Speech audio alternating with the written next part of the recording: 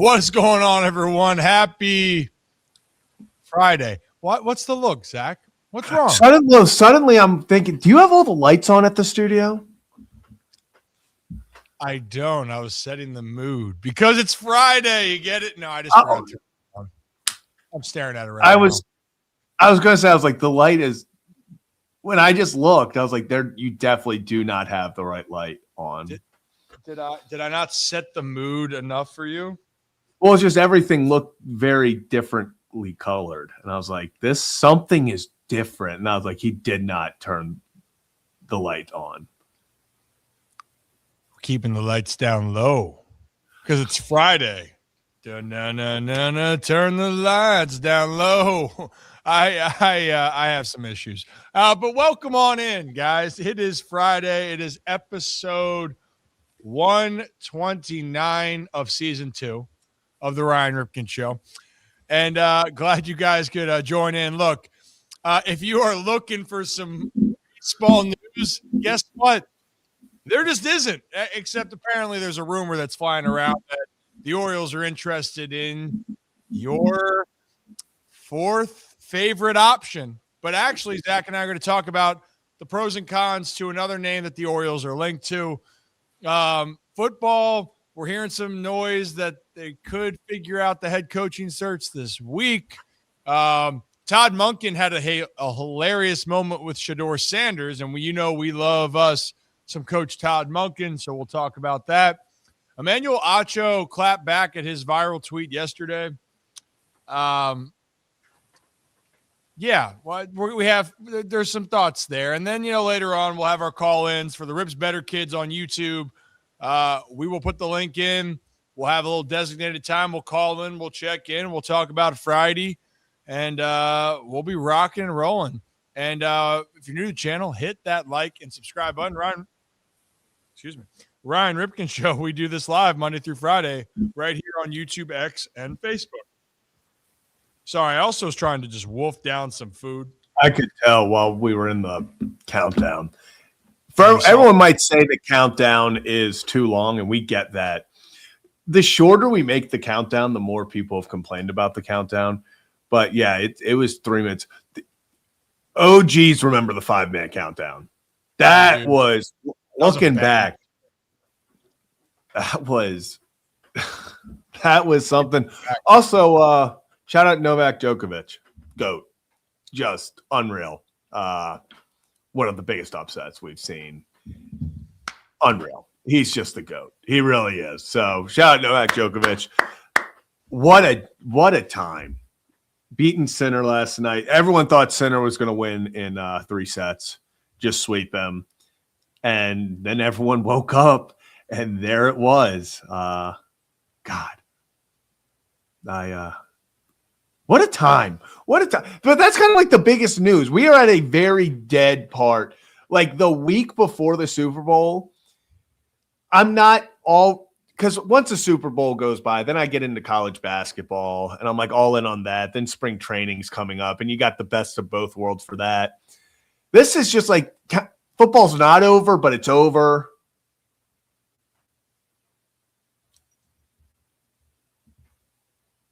Basketball, like we've gotten into conference plays, but like there's still a month before it really gets like intense. We're just and look, it's overall here when you're looking at it. This is the timing here. The Super Bowl is gonna come and go.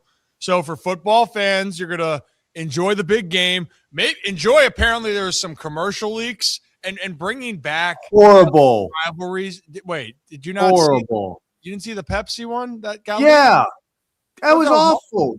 You thought that was awful? No, it's awful because why are we releasing Super Bowl commercials a week and a half before the Super Bowl? Okay, now I get your point. I agree.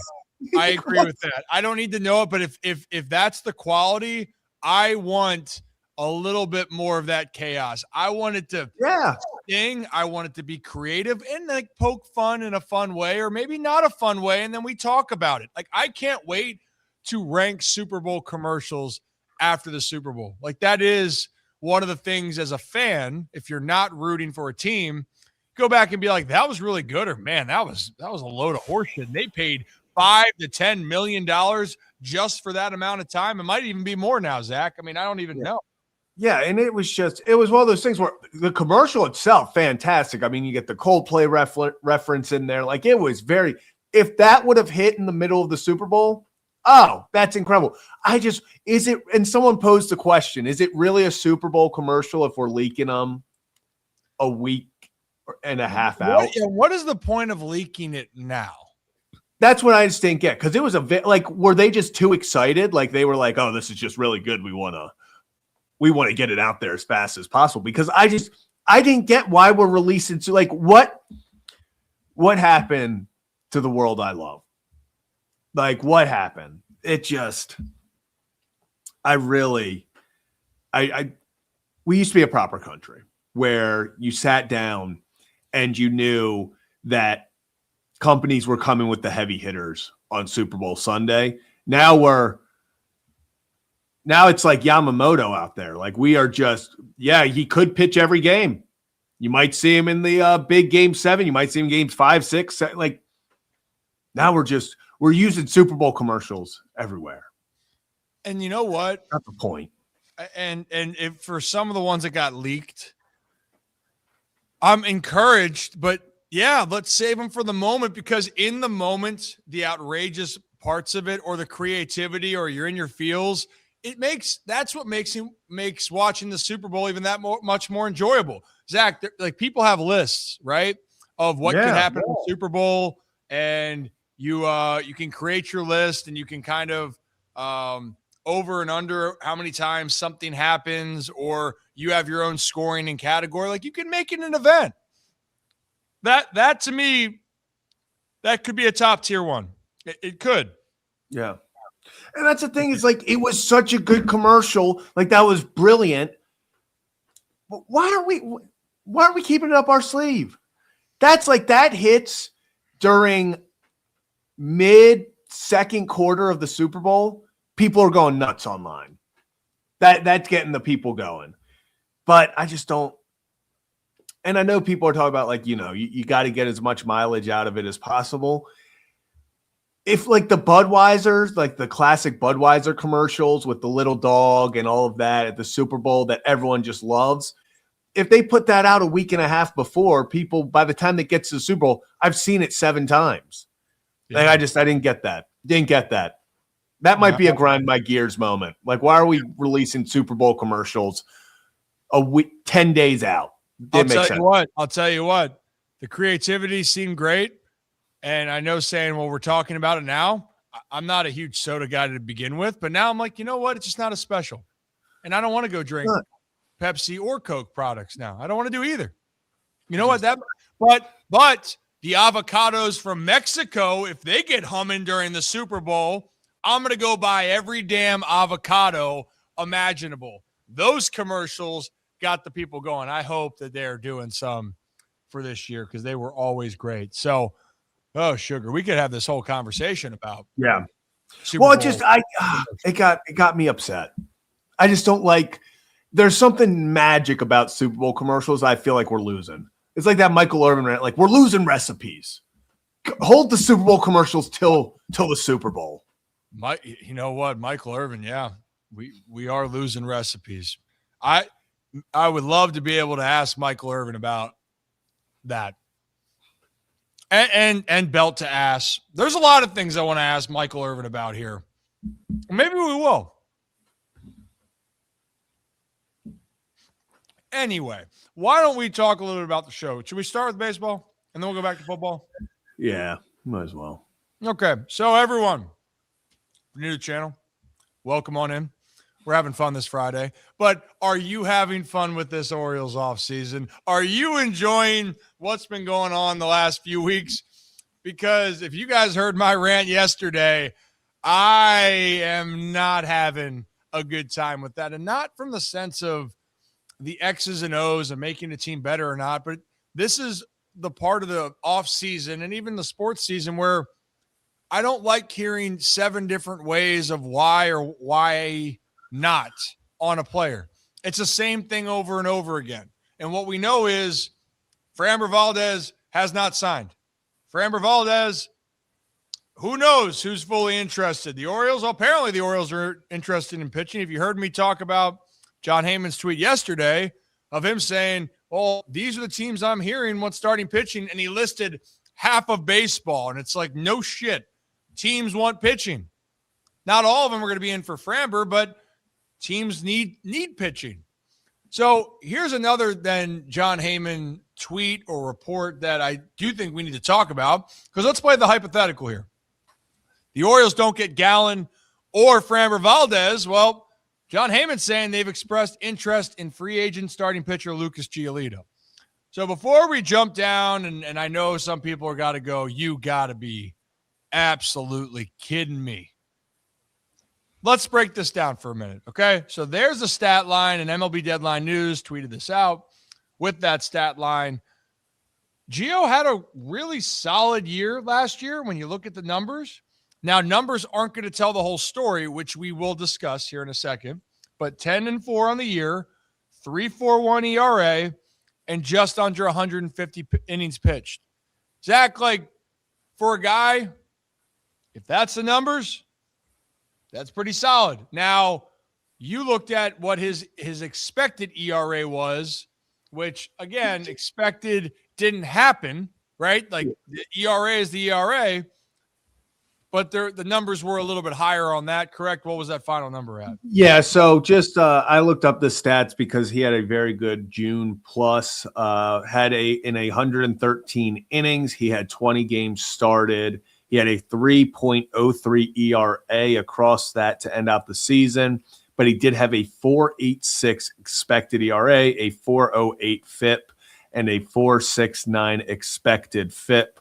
Like you said, though, expected stats are as good as me saying, oh, that was lucky. Does not matter. It's about results. Maybe the underlying things aren't as great. But it's funny, I wanted to pull this up because obviously this is what everyone's going to be talking about. So I'm not saying one is better than the other or Lucas Giolito is better than Framber, but I did want to kind of just real fast bring this up from their past season. I really hope I just brought up the right one. So, as you can see, here's just a little comparison. Obviously, the WAR games started and innings pitched are all going to Framber. Doesn't surprise me, especially the games started and innings pitched, because that's what he's known for. He is a workhorse. You know you are getting 30-plus starts out of Framber a year. ERA leans to Giolito. ERA plus leans Giolito. More strikeouts, better K percentage to Valdez, less walks to Giolito, but that's also in 50-ish, 45, 47, real fast, quick math there. Less innings, and his walk percentage is better. So when you look at this stuff, there is some comparable things. Obviously, a lot of the counting stats are going to be swayed more towards Framber because he just pitched more innings. But that in and of itself is something you're paying for when you get Framber. You want that he is going to consistently go out there and eat innings. Is Giolito Framber Valdez? No. He's not, but Giolito's kind of a guy that I put in that Zach Eflin range, where I think if you get him, he can slide into your 3-4 spot, and you feel really good about that right now in Baltimore. But I think where the disappointment comes in is Framber Valdez slides into your 1 or 2. And people want when there is a big fish on the market. Now, I don't know how many people want him still, because let's be honest, this is getting very annoying. I am annoyed. Cool. Like, sign or don't sign. It sucks that we're at this point with such a talented pitcher where it feels like the consensus around fan bases is, dude, just make up your mind. We're tired of this. But Giolito, is he a star ace? All that? Not necessarily. But is he a guy that can get the job done? Yeah, I just think it is a much lower ceiling and a lower floor than a Framber Valdez. And here's another discussion here. And again, this is not us saying, oh, sign Giolito over Framber or sign No. Giolito over Zach Gallen. That's not what's being said, but it's context. So one thing I've heard about, well, Lucas Giolito has been very injury riddled. He's not durable. I want to debunk that for a second. Yes, he did miss 2024. He did. Didn't pitch in 2024. Last year, he had 26 starts. 2023, when he was fully healthy, he had 33 starts. In 2022, he had 30 starts. 2021, 31 starts. Shortened season for 2020, but 12 starts, so that's a full season then.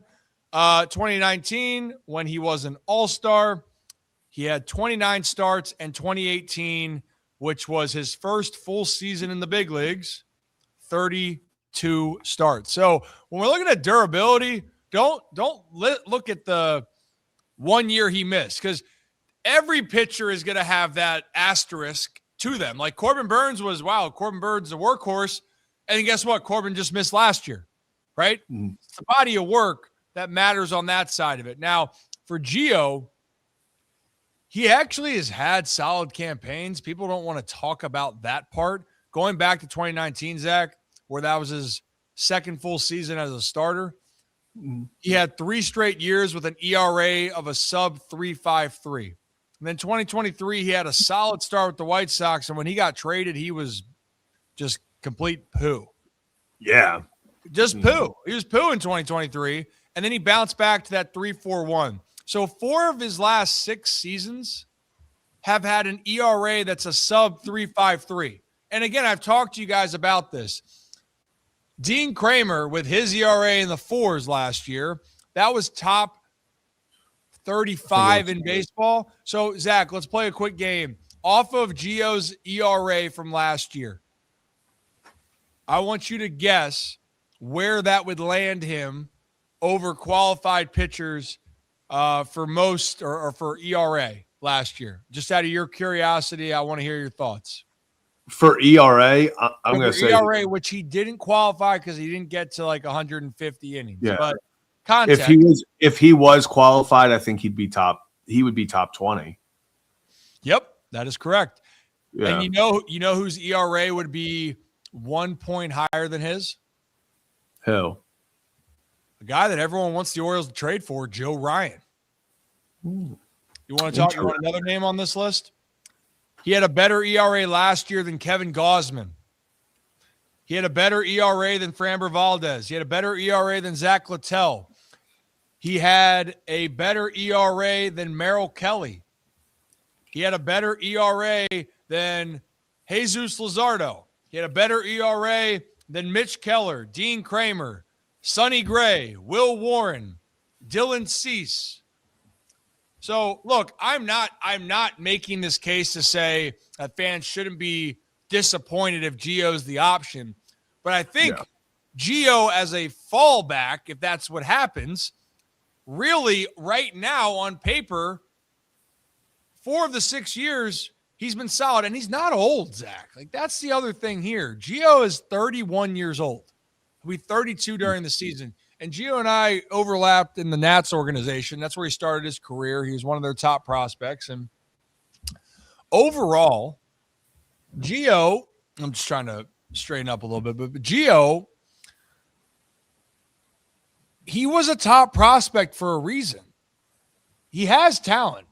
So it's not the move that Oriole fans would want, but I still stick by this answer.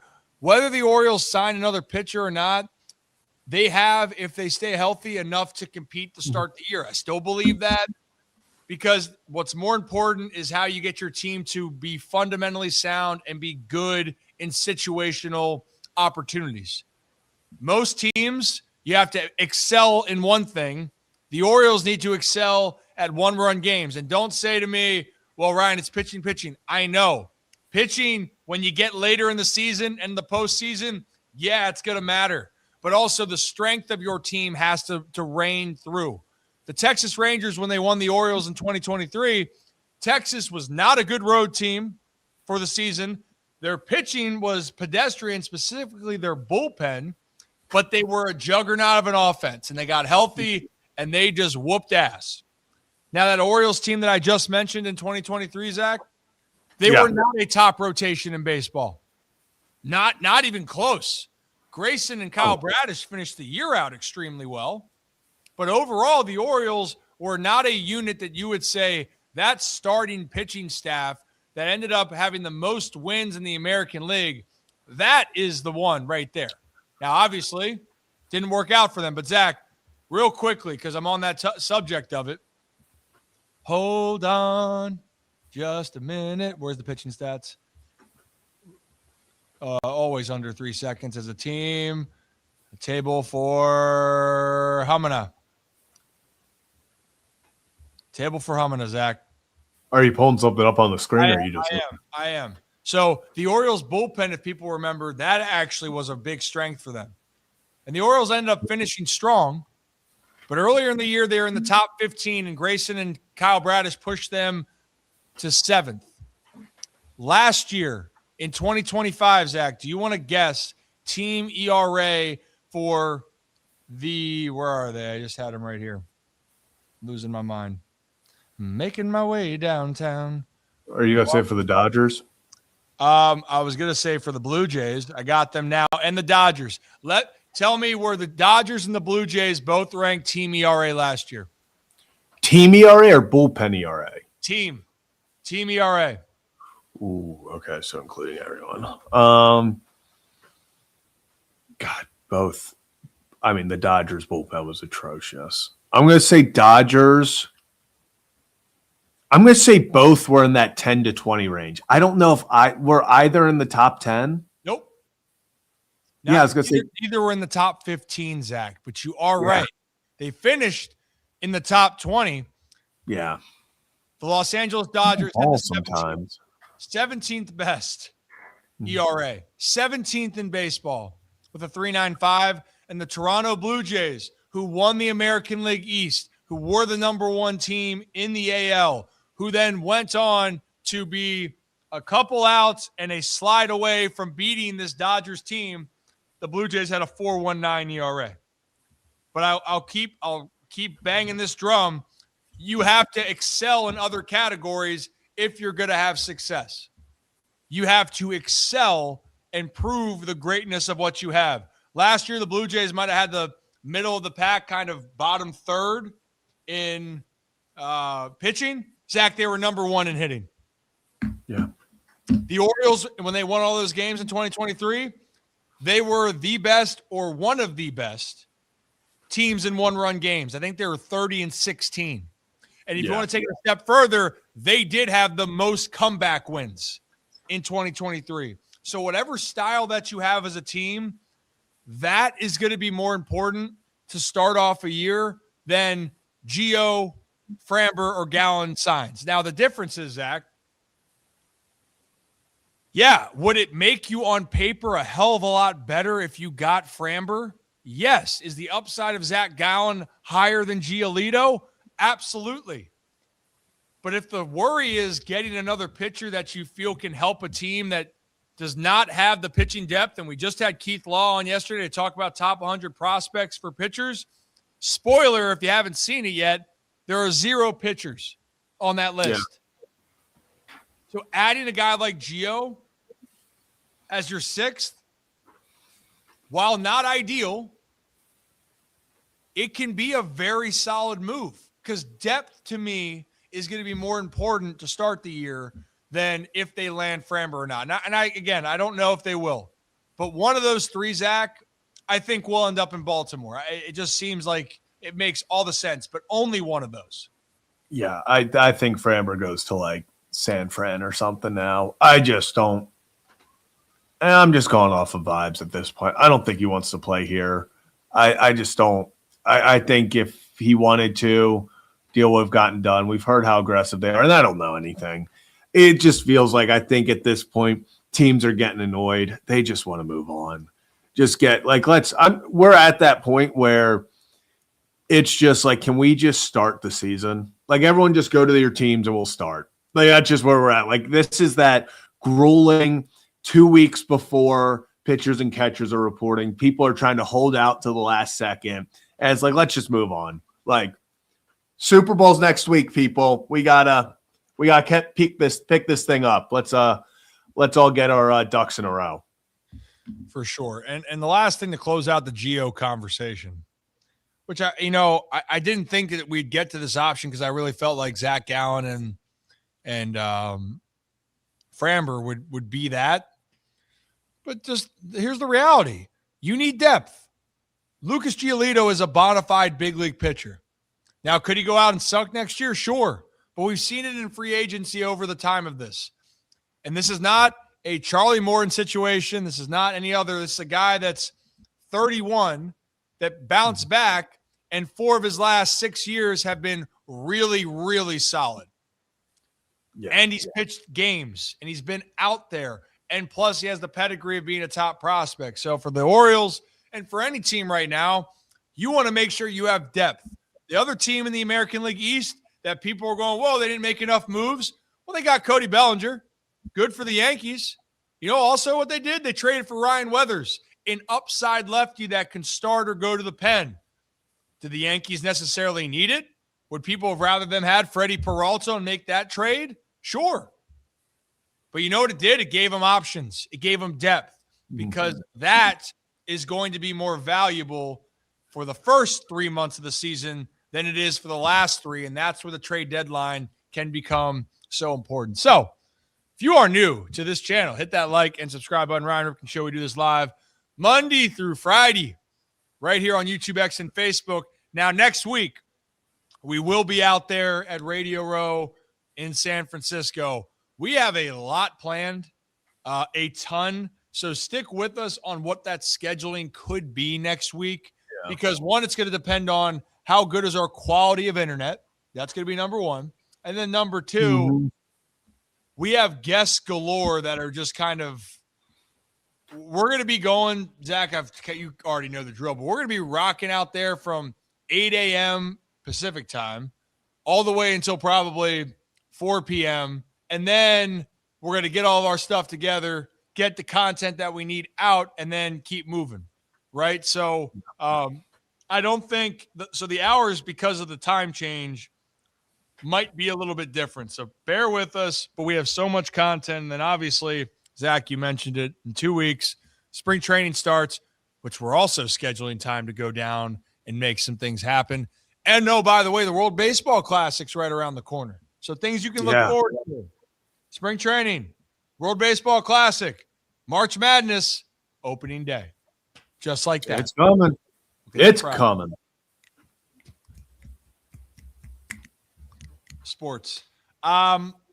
Is there any other baseball stuff that we got? Jacob Wilson signed an extension. Good for him. Hey, 7-year deal. Do we have the numbers out on that yet or no? I think it's 770. I think it's like 10 mil. Yeah, it's not a massive deal. Let me make sure though. Yeah, it's 770. Yeah, I was gonna say I think it's 770. Good for him. So I mean, in 7 years, he'll be 26. No, he's not 19. Yeah. Thinking of the wrong thing. I was like, no. Gosh. I'm just ready for the season to start. I'm just ready for spring training to start. Let's just know who's on the teams, and then all the rumors can be about who's going to make the team, and we can all get upset about that random guy that's going to definitely start in AAA and why he's not going to make the team. Like, can we just get to the point where we're upset about that? That's what I'm ready for. Like, I'm ready for Trey Gibson to have a 0 ERA across 5 starts in spring training and everyone be just distraught when he starts out in AAA. That's what I'm looking for.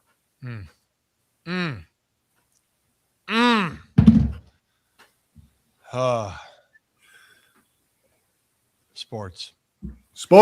Hey, you know what? I was thinking about vibes for a second. It's Friday. We're vibing. Did you see the was it down the Dominican Championship where I think it was Jeffrey Young, the pitcher, strike out and he jumped up in the air and almost did the splits? Yeah, he is one of the most. I don't know, like, electrifying is a word for it, but just every out's the World Series for him, and I appreciate that. You know, like I appreciate that every little moment for him. He's like, I just struck out one of the best hitters in the world. Why am I not going to celebrate? Hell yeah. Good for him. Hey, you know what? The ball down there, a lot of passion. A lot of passion. It's like I love ball. Just love ball. It's not just a game, it's a lifestyle. It's a culture movement down there.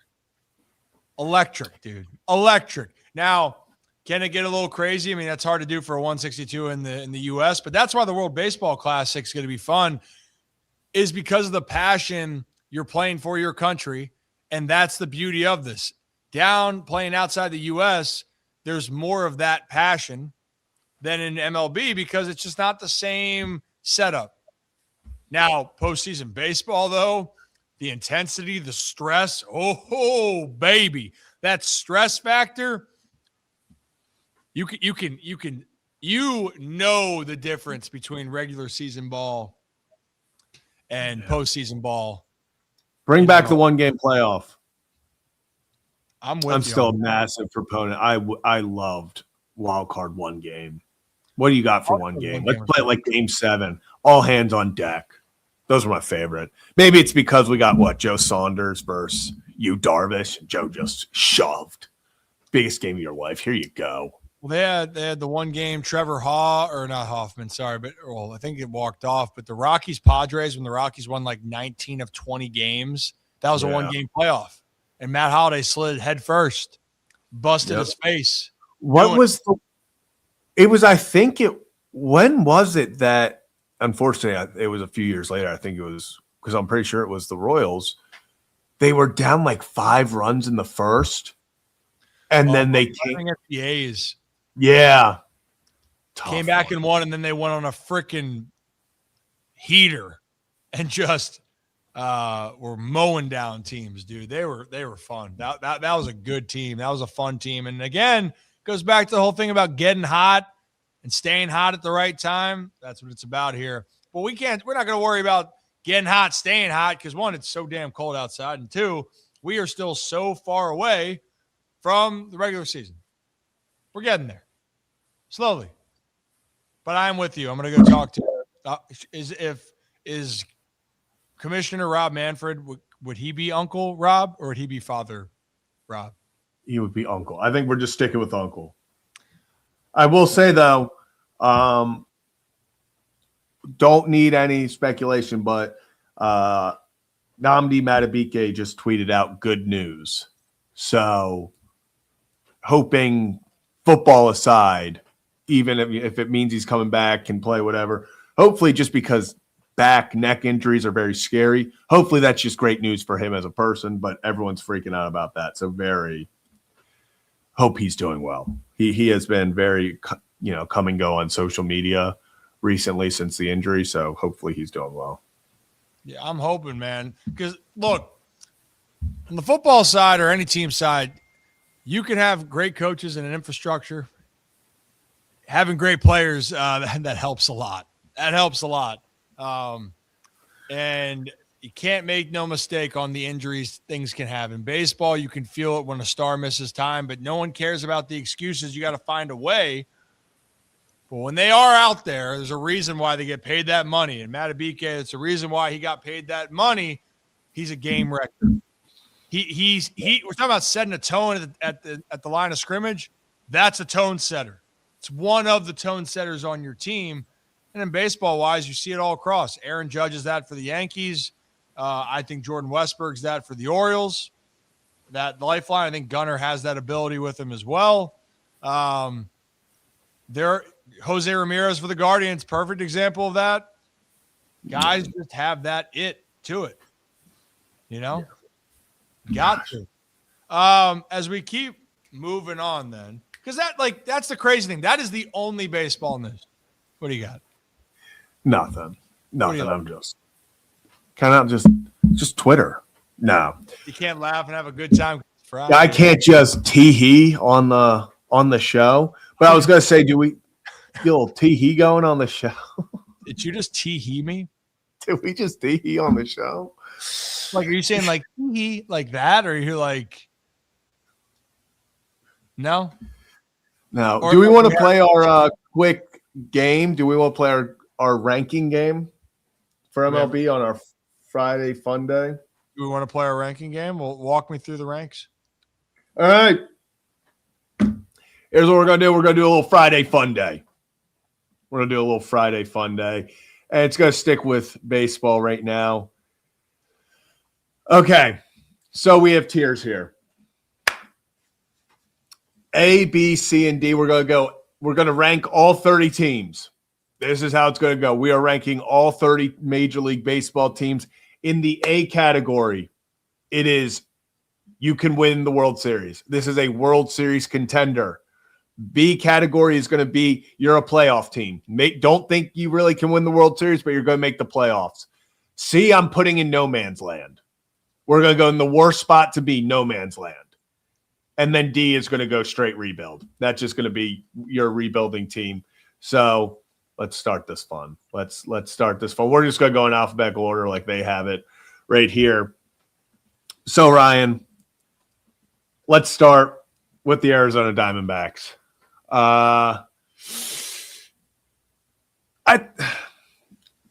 You say, I'll get your opinion in a second. This is a team that I feel like just because of their situation I'm putting a B or C on this. You know, either they're a playoff team or they're in no man's. Like it feels like they're in no man's land because they have talent, but unfortunately, like the rest of the West, besides the Rockies, this is a tough one because you're going to have to win a wild card here. Yeah, C. I think it's a C. If you're looking at their division alone, drag that in there. Nice. I didn't know we had this. This is interesting. Yeah. So C division. If you're looking at it, are you better than the Dodgers and the Padres? I don't think so. I think the Padres still have the horses. Are you better than the Giants? That's a toss-up. So right there, you're third or fourth in your own division, and you have the Mets, the Braves, the Phillies, the Central that has the Brewers, the Cubs. Yeah, give me C for the D-backs. There's no doubt about that. Now the A's are interesting. I'm going to put. I'm going to take. I think the A's are a playoff team. I was going to say they're not in no man's land. No, they should have been better earlier last year, but they got onto a run. Jacob Wilson, they got Hurts. And he's a beast. They got some good young Langoliers. They've got a lot of star power there. Rooker, friend of the show, friend of the program. I think maybe we should have created another tier and it's like the fringe playoff teams, but I'm going to say they're competing for the playoffs because I don't think that they're a World Series team. So I think, are we both good with B? They can be a playoff team, but I don't think they're a World Series team.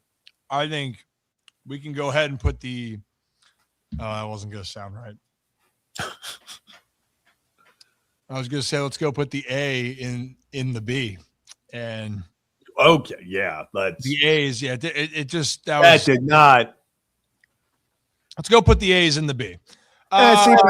Wait, real fast. I see Mouse Talk saying they're, but I don't think they're. This is where we maybe needed another tier, and this is why we're adjusting on the fly because I don't think they're no man's land. I think they're better than no man's land. I think they're competing. Like if we had the tier set, this team goes like, these young guys got heart or something like that. Where like they're gritty. Yeah, they're gritty. So we're gonna put them in B. Now I'm second guessing myself, but you know what? We're keeping them in B. Maybe we needed another tier most likely, but now next time we'll know. Braves, they got to be a playoff team. I don't think they win a World Series. Are you going to say? What are you thinking? I think the Braves sneaky could win. I do. We're in between A and B now. Mm-hmm. I mean, overall with these teams, if you're looking at the Braves, team that was very banged up, You're getting Chris Sale back. You have superstar talent on your team, and you just got to get in. If you were to say to me, the Braves get in, would you put them against anybody else in the National League? I think I would. It's going to depend on their big horses, but yeah, I mean, I would. You know what? Here's how we're going. But I think here's how we put this. Since we kind of messed up, hand up, that's on me, on the categories. I think A is they have any potential to win the World Series. B is they have potential to make the playoffs. C is no man's land. D is full rebuild. I'd still like the A's. They have potential to make the playoffs. I would be okay with this new ranking of Braves are in A because, like you said, especially if you get by the Dodgers, I think that offense and, the pitching staff, if it, gets back on track, I could say, nice. So fantastic. Well, luckily we're getting a quick scan. You have a lot to scan there.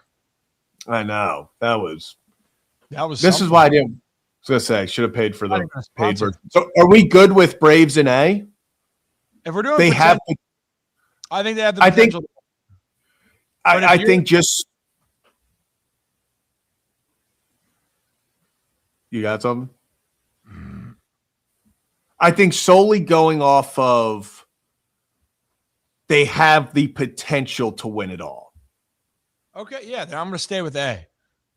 Yeah, because I think that's another one where I wish we had that in-betweener. But so I think also I think what we should, Zach, let's save the Orioles and let's go. Let's knock out some. Let's go. Fair to say, I'm gonna pick teams right here. Let's just go. These are bona fide World Series contenders. Can we do that? Yeah. Let's start with that. Let's go. So, and agree with me or disagree. Bona fide Dodgers. Yes. I think the Blue Jays have proven that they're going to be there. People aren't going to like this. I still think the Yankees are in this discussion. They can, as long as they have Aaron Judge. I know he doesn't show up in the playoffs like some hope, but And then he also balled out in the postseason last year. It was the other guys. Mets. Yes. Yeah. I'll put them as this is A is they just have the potential, and I agree. Yeah. Phillies. Oh, I might disagree with you there. Okay. So right now of that list, is there anybody else on there that you would say that you'd go bona fide? No. There's no one else that sticks out to me that goes, that's without a doubt a bona fide World Series. Like they can win it all. Let's go. Okay, wait. Padres. How are we feeling about the Padres? Can the Padres win it all? If Gavin Sheets plays every day, then yes.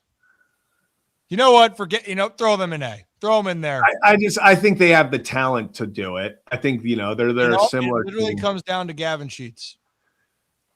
It's what it is. But overall, if we're going to go to what's D? Just no hope. D is full rebuild. So maybe let's get those teams out of here. I think Nationals are in D. Yep. Rockies. Yeah, Rockies are just perpetually in D. I'm going to say Cardinals. Cardinals have to blow this up. They're in a weird spot right now. They're in a weird spot. The Twins. They're actually, I would say the Cardinals are in a horrible spot of they're in between C and D. And they're like in no man's land because they haven't really, they've started to commit to a rebuild, but they still, I just don't know if it's there yet. Oh, yeah. So Twinkies, the Twins, they're in a rebuild. Twins. Where am I missing the Twins logo? Next to the Phillies. Oh, there it is. White Sox. Mm-hmm.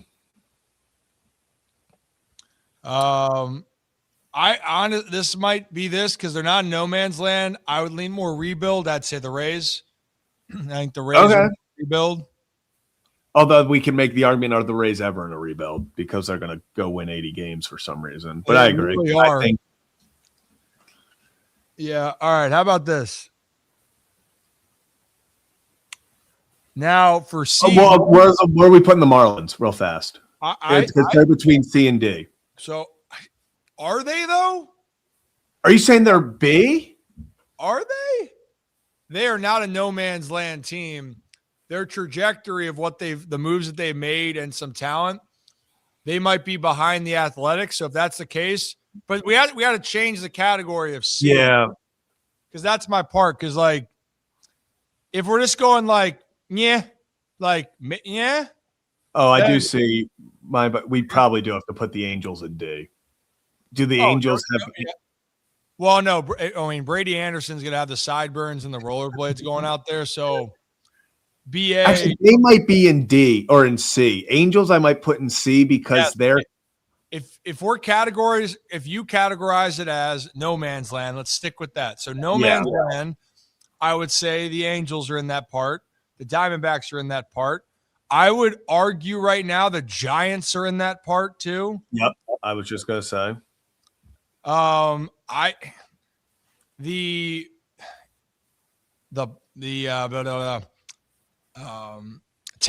Rangers are in a no man's land in my mind. They have talent to win, but they're not as young as they were. Yeah, I'm gonna say I think we have to put the Pirates here too. Obviously, I love their pitching's incredible, but I just don't know if the offense, like they're not rebuild, like they're going for it more, but I don't think they are in that. I don't think they make the playoffs this year, if that makes sense.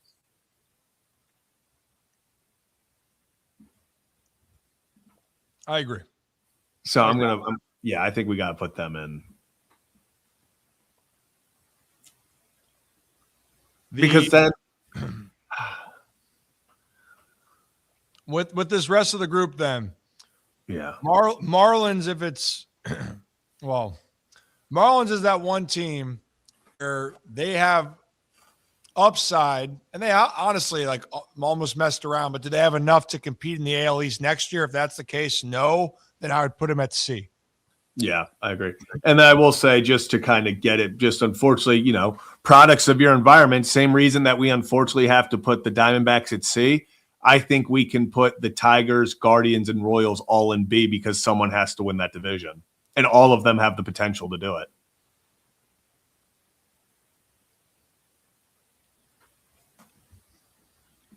I actually kind of, and I was looking at that, I kind of like the Royals to win that division this year. I would actually put the Royals in B because of that. Yeah. And I would put another team in that list that's there, which who would have thought they'd be in the spot? I would put the Astros in C. Oh, wow. All right. I'm not going to lie. I almost argued with you for Astros in A. But I think it's off bias of I believe in what they've done. But you're right. I mean, it is. I don't know. They could come out and do almost nothing. Like I could see them winning 75 games. They're an aging team.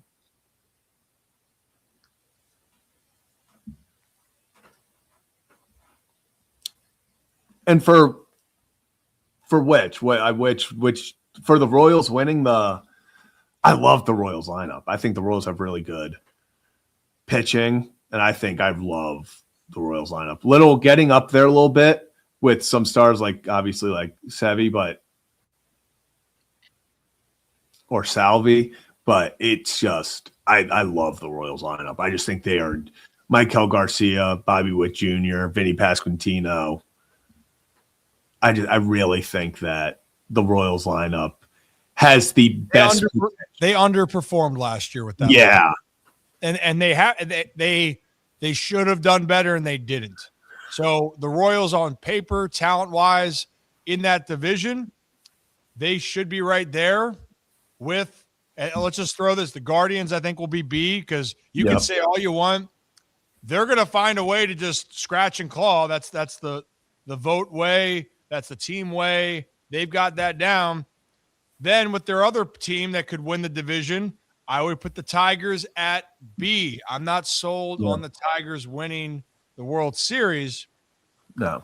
And then fair to say for us, Cubs, Reds, Brewers, I think those are all B. Yeah, and that's where I keep saying it. A lot of these are products of their environment where we have to rank them because I think the Diamondbacks are as good as, the Guardians or the Royals, but I just don't see in such a tough NL where the Diamondbacks can really make the playoffs. I think they're in a hard spot right now. Whereas similar with, like you just said, with the NL Central, you could convince me that, the Brewers, Cubs, and like you could convince me all those. Reds are such a tough one because if you believe in their talent, if you believe in the guys taking the next step, like the Ellies, if you believe in that insane young starting rotation with Abbott, Green, Louder coming up, Chase Burns, Lodolo, like they have such a good pitching, I think.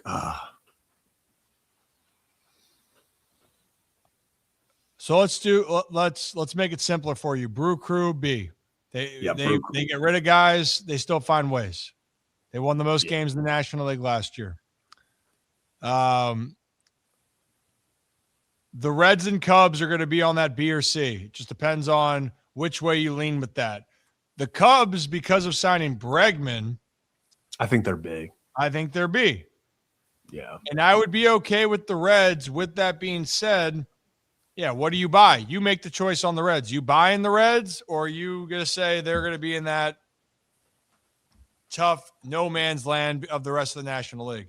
I'm going to, unfortunately, and this sucks because I love what they're doing. Just, I don't see offensively what they're like. Their pitching staff is so good. And I would have loved for them to get Kyle Schwarber. I know they were in on him, kind of made not that great of an offer, but still, like if they would have added one big bat, I would have loved it. And maybe they go out and get like an Eugenio Suarez or something. But if they would have gotten that one big bat, I would have put him in B. But I'm going to have to put him in C because tougher division because the Cubs and Brewers, like the Brewers are just so good at being just 90 wins. Like, does not matter.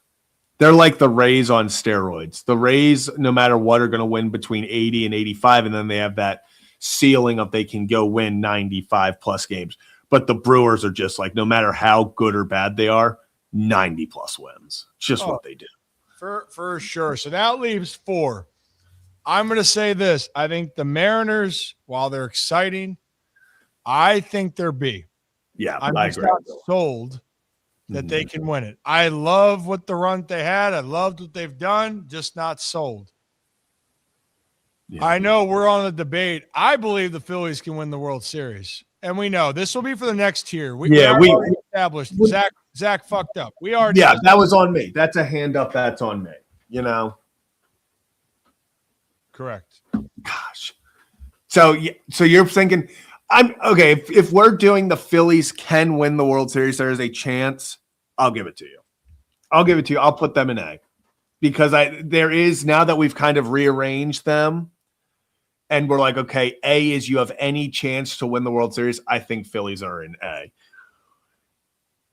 I mean, and it's actually funny. It comes down to these two teams because like they both feel very similar in the fact of like, a lot of young talent in that core. You've added some really good veterans to the roster, but like you could also argue, even as a biased Orioles fan, like you could give me an argument for both these teams missing the playoffs, and I'd be like, yeah. And you could also give me an argument for both of them winning the American League, and I'd be like, yeah. So Boston. I'm going to go, they are World Series contenders. I'm going to buy their pitching.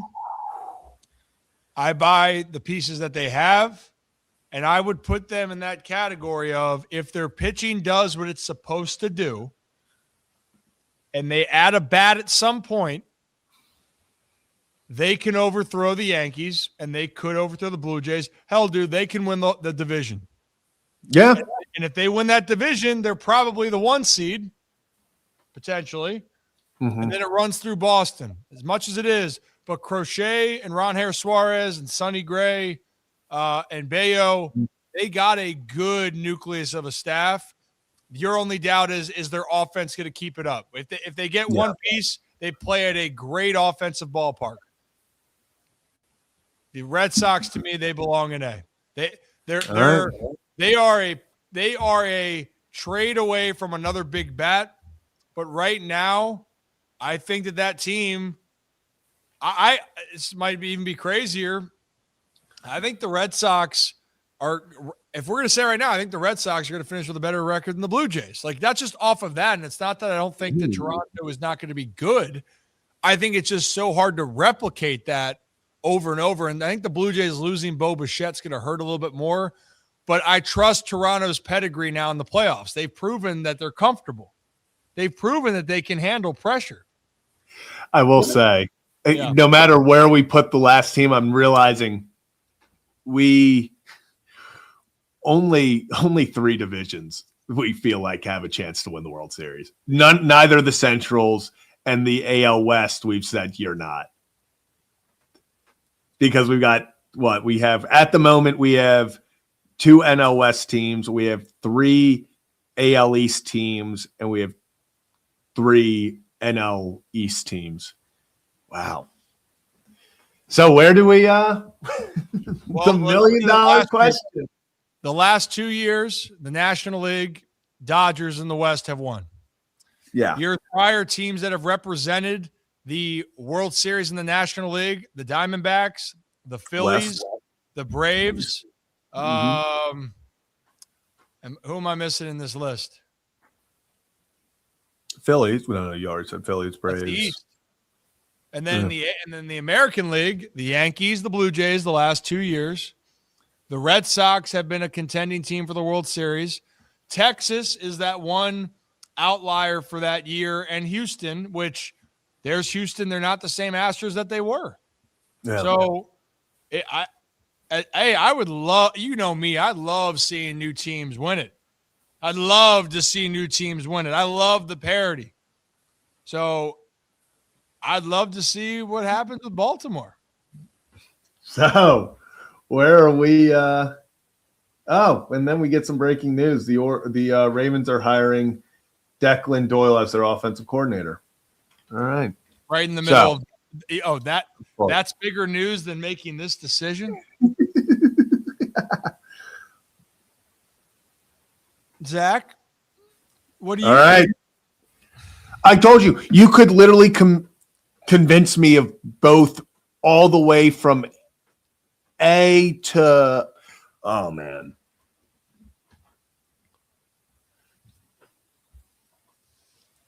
This is tough.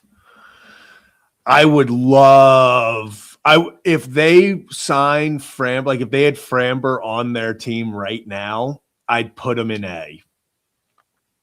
But it's hard for me, like, oh man, I'm trying so hard to not be biased in this. And that's what's like the hard part.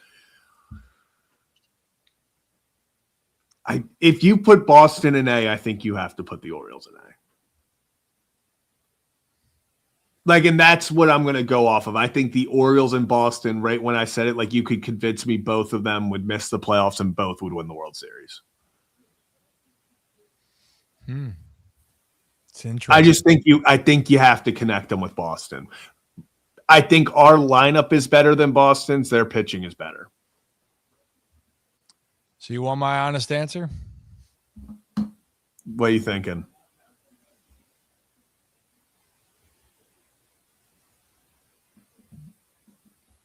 It's a good question. What am I thinking? I'm thinking, are they just gonna be in a rebuild? It is funny because I really could just go up. I think I can add a line here now. Yeah, I could add a row, but just add a row between A and B. Just call it the Orioles. Maybe it happens, maybe they don't. So my final answer here on this, taking bias out of it, like I truly taking bias out, I do believe the Orioles, even right now, would belong towards A. Towards it. And here's the reasoning. All right. If they don't make any other move the rest of the way, they would fall down to B. Okay? But let me explain if we're talking about potential. And this is a reason why they won the most games over a 2.5-year period from 2020, actually 3-year period is 2022 to 2024, when they weren't supposed to be as good. They had that potential, but they just played situationally well. If you want to look at last year, the Orioles had one good game for every 2 horseshit games. It's essentially what it turned out for them on the year. But of those 3, I wouldn't even say horseshit. Let me take that back. If they had a 3-game series, this is what you would see. 1 uncompetitive game, 1 game they would win, and then that 3rd game to win a series, you needed to execute situationally. And I remember watching it, it'd be the 6th or 7th inning, and you'd sit there and be like, damn, these were the moments, and they passed. That happened too much. I'm buying the philosophy change on they're going to create more roles.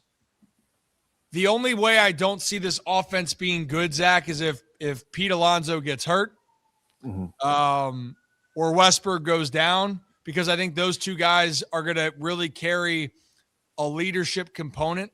Oh, we're doing this again. There we go. We're back. We're back. But for the Orioles to go on and accomplish the goal, they will need to trade or sign another guy. They will need to. But it doesn't mean right now, when we look at this, I'll go back to this. The Blue Jays the Blue Jays to me could be like what the Orioles could be like what the Blue Jays were last year. You're under the radar because you got this sick taste in your mouth of just how bad they played. You know what I mean? Like, and you forget that they played well in 24 and 23 and 22 down the stretch.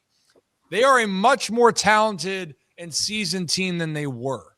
If you don't buy that, then you should put them in B. But I am buying the fact that Wells is going to find a role in the bullpen and do his thing. Kyle Bradish will pitch a full season, and he is going to be a top 5 AL Cy Young Award pitcher. Trevor Rogers is at least 80% of what he was last year. I think Shane Baz will be, I don't want to say incrementally or substantially better, but I do believe his ERA is going to surpass a lot of people's expectations. I think he'll drop his ERA below 4. I think Dean is going to probably stay right where he is, maybe a little bit lower. Then Eflin's the wild card, but I do feel good about that, Zach. I really do. What worries me more than anything is if this team gets off to a slow start and they don't know how to win. That is the only worry that I have for this team. Because you know what the Orioles have also done really well the last 3 years, Zach? What's that? They've been very good against the AL East. Yeah. And the problem for them last year wasn't the AL East. It was against everybody else. Do you want to play? We'll play my game real quickly. What do you think the Orioles did against the East last year? And this is actually, they struggled down the stretch. The Yankees swept them because they were at 500. So I apologize. They went down. So they finished at 22-30 last year because starting off the year, they had a winning record when they were like 16 games under 500. And they just sucked in New York and they sucked playing, was it Boston, whoever. Let me go back to 2014. What do you think their record was? 2014? They had 52 games. Yeah. Against their division. 14. God, I could not.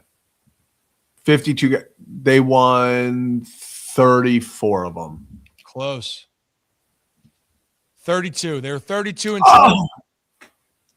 They were 32 and 20 in both. Did you mean 14 or 24? What? 2014 or 2024? Sorry, 2024. Okay, that's why I was I was like, I don't remember. I was like, okay, here we go. We had a lot of thoughts, a lot of things that are fleeting. I was prepared for it. I was like, okay, 24. Well, they had won a lot of games in 2014, so I just assumed. I was like, okay, the year they won the division, I thought you were making a point. That's on me. So to finish out that point, in 2024 and 2023, the Orioles each season went 32-20. So those 2 years, they were 64-40 against the AL East. And then last year down the stretch, they still had a winning record until the last month or so against the division, and then they sucked and went from being right at 500 to being 8 under against the division. So the point of this is, if the Orioles get back to how they played against their division the prior 2 seasons, you're going to be in this. Yep. And if you're in this in the AL East, it means you're a pretty damn good team. And if you're a pretty damn good team, you got a good chance to get that 1 seed. If you get the 1 seed, you got a shot. But above all, Zach, this is just the honest question. If you're making the case for the Red Sox or the Blue Jays, on paper, talent-wise, do the Orioles match them in a talent perspective? I think they can.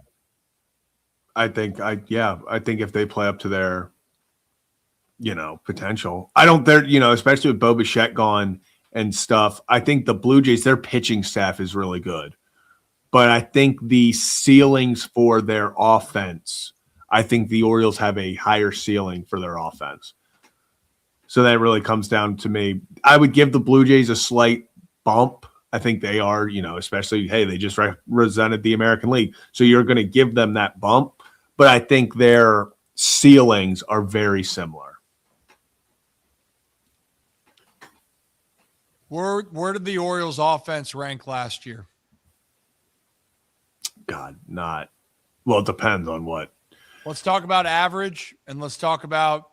Average was pretty low. Yep. Well, RBIs was god awful. I mean, what Gunner 62 was a RBIs. I'm going to say they were bottom 10 in both. That's correct. They were both 24th in baseball, 235 batting average, and they're 24th in RBIs. You just added 2 RBI guys that combined had 229, whatever it was, 29. Something has to give. And I don't expect them to drive in the 100 plus. I mean, Pete Alonso, I do. But this is my point. You want to know what the Toronto Blue Jays stats were in 2024? And this is how quickly it can change. Not great. They were 19th in batting average. When it comes to RBIs in 2024, they were 23rd, bottom 7. So the perception changes really quickly, and we'll move on. I know we talked about this for a while, but to close out the sheet there, yeah, you're asking about a World Series contender. Could they be? Do they have potential to get there? Yes. Right now, yes. To win the World Series, yeah, they're going to need probably one more piece. Yeah. But right now, when we're saying, yeah, it could be a playoff team, no. The expectation is they must go to the playoffs. That to me, that's the expectation. They must be a playoff team. The question is, how good can you be moving forward? So that's where I have it. Potential, yes, but still a lot to be done. The reason why I say it too, Zach, I can't say the same about some of those other teams. I could say that team, I expect them to make a run to the playoffs, but I know with the group that they have, I don't believe they have it to get it done. Yeah, I think that's the thing is this is solely based off potential.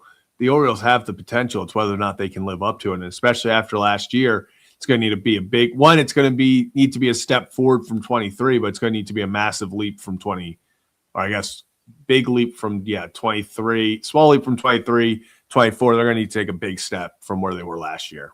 I think that, obviously. So yeah, we'll see what happens here. But if you're new to the channel, hit that like and subscribe button. Ryan Ripken Show. We do this live Monday through Friday right here on YouTube, X, and Facebook. We got a little bit off on the topic there. We'll create better tiers moving forward. Hey, Zach, we should do those tiers for even. We can do position players. Trust me, you can create a lot. You chili. Yeah, we can literally. It's literally called. It could do top tier phrases that you can use, like on. And that can be from 8. Sayings where you're like, oh, that's a compliment or a saying that's just S tier or top tier. And then ones that'd be at the bottom is if like you keep calling someone like, hey, buddy, hey, good to see you, chief. Like it's kind of like it's an insult. So that'd be at the bottom, right? Get what I'm saying? Yeah. We got a lot. We can do a lot here. So maybe we make this a fun Friday type thing. We can even do graphs. We can do a lot, actually. Graphs? Okay. Well, right now, why don't we just do a couple fun things that you guys missed? If you're talking about getting in shape, staying fit, and you're like, yeah, it's hard, it's a struggle, it's a challenge, and we all have our limitations. Well, we see what Chris Fowler's still doing. That dude, he's a unit. Well, he's 63? Yes. Dude, he's the definition of a brick shit house. Or is it brick house? Brick shit house. Brick house. Just like 63. He's 63 years old. Just is like, yep, knees healthy again. Favorite lift. First time I've done this in 3 months. And that's first time in over 3 months. Yeah, so then that's 275 maybe. Yeah, because we're going 45, 45. Yeah, I mean, good for him. Chris Fowler, hell yeah. Hey, you know what also is good for him? How about Joe Flacco? Buddy, Joe Flacco for the first time ever is a Pro Bowler. Well, first time that he's accepted because he had an opportunity before, but Joe Flacco, baby. Flacco. And look, who would have thought the Browns had 2 Pro Bowl quarterbacks this year? Yep. How about that? You think Dylan Gabriel feels left out? Yeah, you never know. There could be time still. If Joe just got added, they could add another one. That would be hysterical. Has that ever happened, having 3 quarterbacks from the same who started? There's no two have. I doubt 2 has. Because that's be the first time 2 quarterbacks that start on the same team made the Pro Bowl in the same year. It's wild. Some would say this shit is bananas, Zach. B-A-N-A-N-A-S. Speaking of Shador, though, or the Browns quarterbacks, well, Shador right now is the starter going into the next year. And our boy Todd Monken got to see Shador, and the Browns had a little video clip of it. And just in typical Todd Monken fashion, do we have that clip for it? Yeah. Typical Todd Monken fashion, he welcomed Shador and made him aware he didn't forget what happened this past draft. What's going in at? Oh, yeah. Hello, young man. What's up? Good to see you, bro. How you doing? Welcome back to the States. How we doing, man? Good. Yeah, we tried to draft your ass last year. For God's sake. It's all worked out. Yeah. You remember that, right? Yeah, that's what I was about to tell you. Someday we'll get a chance to talk about that. Yeah. Yeah. Awesome. Well, sit down. Oh, Todd. That's electric. Electric. That's why for Browns fans out there, I don't know if you're going to win a lot of games. I hope for their sake. I really want Todd Monken to do well. Really do. Because when you see that, like, that's what you're going to get. You're going to get an authentic guy. He's going to shoot the shit, but he's going to shoot it straight to you. And I think that's a really refreshing thing. And also, that's what you want. That's what you want. Yeah. And especially in a person of leadership or power. You want someone that can connect with players, Zach, can get a message across in a locker room. Now, I just had sources tell me recently that there was one thing I guess we didn't really talk about yesterday was that Jesse Minter, while being introduced, there's some buzz kind of stirring of things aren't actually great. You know, and one industry source told me, Zach, if I'm Lamar, I wouldn't take advice from Jesse Minter because what has he accomplished at the NFL level as a head coach? And so that's something that I'm looking at very closely. And I think we all need to watch that now because I don't know if Jesse is going to be able to command the room. There's questions. Yeah. Everyone's favorite analyst, always asking the important questions. Yep. My industry source, he never goes wrong. Well, he actually did go wrong. And if you guys got that reference, I was referring to Emmanuel Acho. So Acho was on Speakeasy yesterday and made the claim, the take of if you were Shador, why would you listen to Todd Monken? And paraphrasing, why listen to a head coach that has never been a head coach at the NFL level? What has he proven? What has he done? But also during the argument, he's like, well, what is an offensive coordinator where you won national championships and helped Lamar Jackson win another MVP and have one of the most prolific offenses in NFL history? But what have you done to gain the respect and leadership from locker rooms? That was an interesting take. Such an interesting take, Zach, that it had 10 million views at one point last night and under 1,000 likes. Yeah, it's bad. It's impressive. You have to have a bad take for that to happen. Mm-hmm. Mm-hmm. So why don't we – Acho had a response, and then I know we have the Ravens news that we will talk about here with Declan Doyle in a second. But Acho responded to all the hate. Yeah. So why don't we play the clip and we'll talk about it. To heart, but I don't just have one M. I have two M's. I would take it to heart. I like when he talk like I don't that. just have Talk one your shit, best-selling young book. man. Pop it, okay. Or two best-selling Okay. books. I have three best-selling books. Come on now. And a New York Times best-selling book. Yeah. I would take that to heart, but I didn't just give like a TEDx talk. I was asked to give like a national TED talk in Vancouver. I would take that to heart, but former President Bush flew me to Dallas to speak to him. I would take that to heart, but Michael Jordan called me and said, hey, fly to New York and speak to my company. I would take that to heart, but Oprah Winfrey got my number and called me and said, hey, Emmanuel, you're writing a book. I want to write a book with you. Happy birthday, Oprah. Today's her 72nd. I would take that to heart, but I gave a commencement speech to 60,000 at the University of Texas at Austin, my alma mater, in the stadium. So I just can't take to heart that I don't do this because I don't like to toot my own horn, but when I do, it's just toot. So I can't take to heart that I'm not good at this because everybody talking to me respectfully, y'all might have been better players, but when it comes to this, we're just not on the same level. Every now and then, you have a bad take. Yeah. All right, that's real. He should have just said it at the ending was the best part. The ending was what he should have just said. The ending. See, Zach,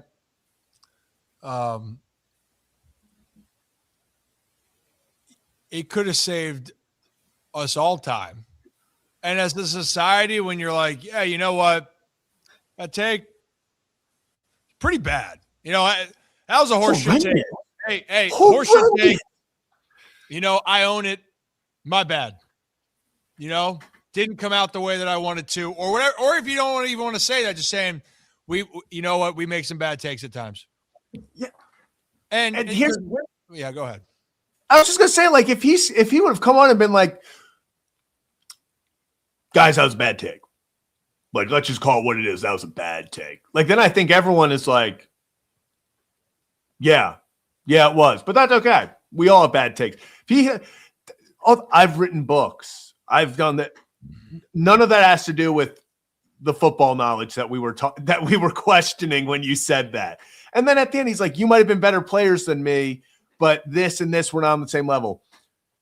We're talking about football. Like, no one said that you aren't an intelligent human being.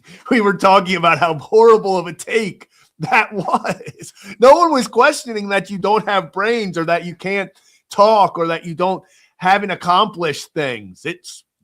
That was just no matter who said that. Like Mina Kimes, Dan Orlovsky, Mike Florio, Tony Dungy, anyone, no matter who said that, people would have been like, what? So here's my thing. Like, dude, I'm happy. Congratulations. You have accomplished a lot of great things. I don't give a shit. I just said you had a bad take, or the whole world is just going, dude. That was just a load of grade A. If we're doing the tiers right there, that was just a grade D shit take, and that's okay. Cool. But when you talk about, hey, I'm humble, but let me tell you how humble I am. I've written books. Oprah and the president call me. I don't like to talk about it, but I'm going to talk about it. I mean, Zach,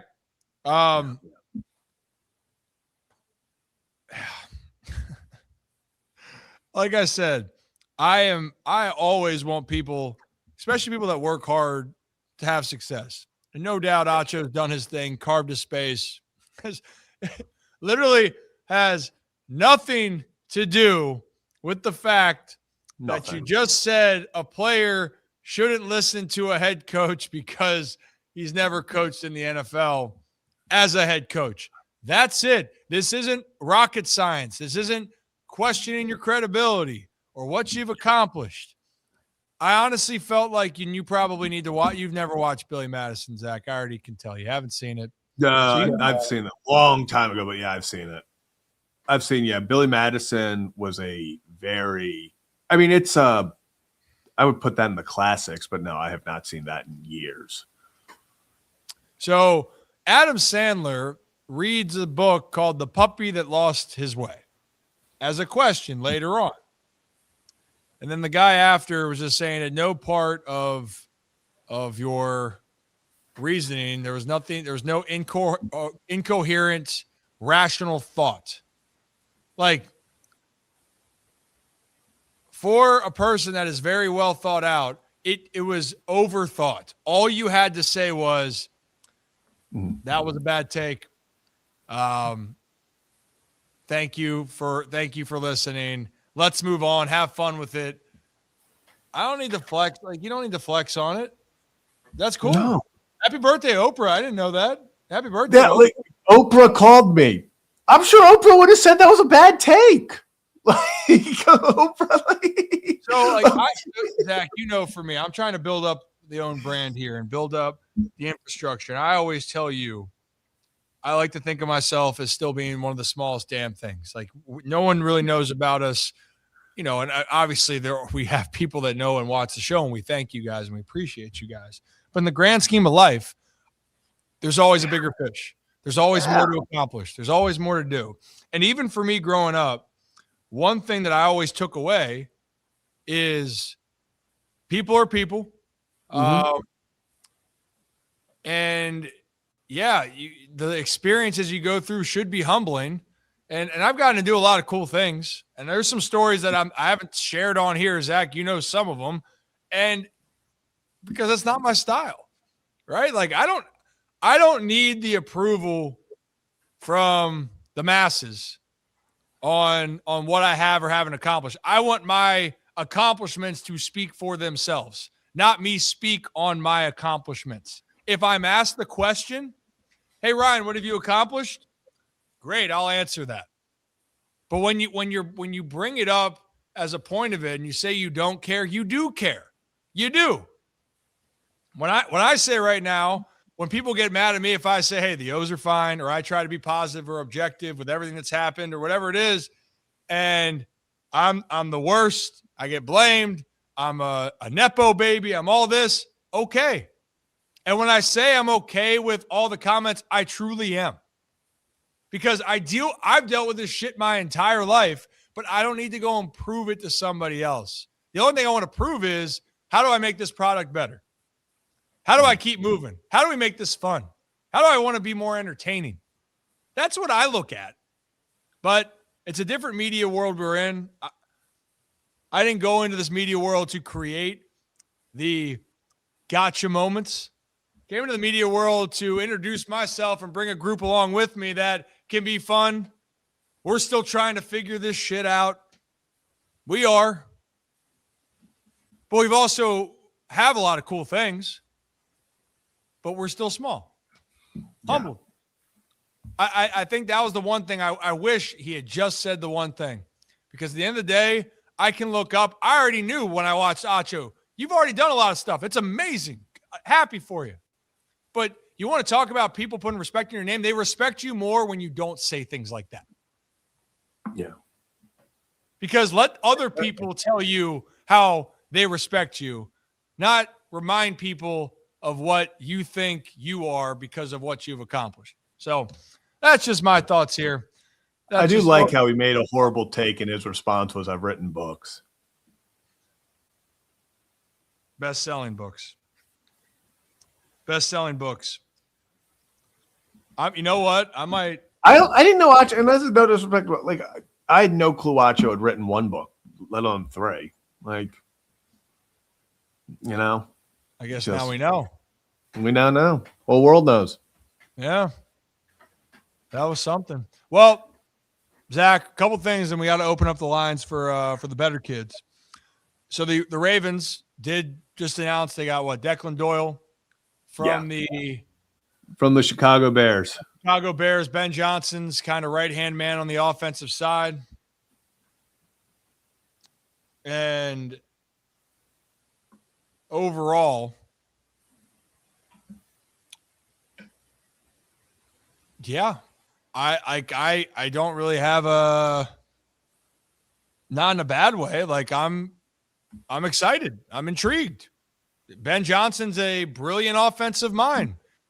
Clearly, Declan Doyle was going to get an opportunity, but Ben Johnson was always going to call the plays or likes to be heavily invested in the offense.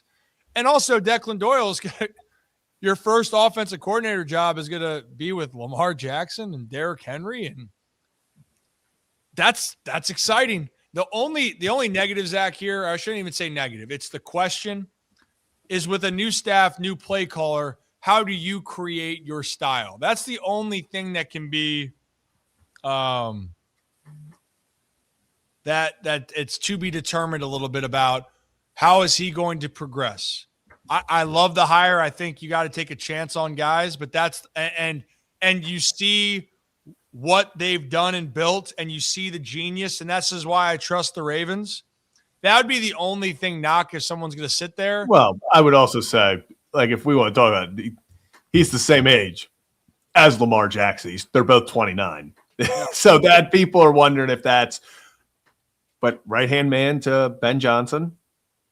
He's been the guy that everyone wants to call Ben Johnson the guru. This is the guy that was as close to him, his offensive coordinator, call him, helping him with plays. He didn't call plays. That's why he's able to take this promotion. But, I think it's going to be an intriguing situation to monitor because, like you said, how's he going to work with Lamar? His first time calling plays. It's not like he's under an offensive head coach anymore.